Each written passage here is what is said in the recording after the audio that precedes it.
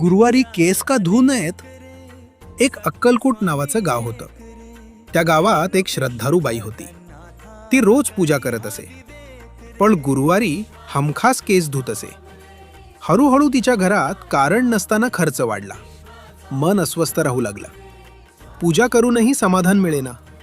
एक दिवस तिला स्वामी महाराजांनी विचारलं, गुरुवारी काय करतेस? ती म्हणाली, सगळं, अगदी केसही धुते. स्वामी हसले आणि म्हणाले, गुरुवार हा गुरुचा दिवस आहे. केस धुणं म्हणजे शरीरातील ओझ व लक्ष्मी तत्व वाहून जाणं. त्या दिवसापासून तिनं गुरुवारी केस धुणं थांबवलं.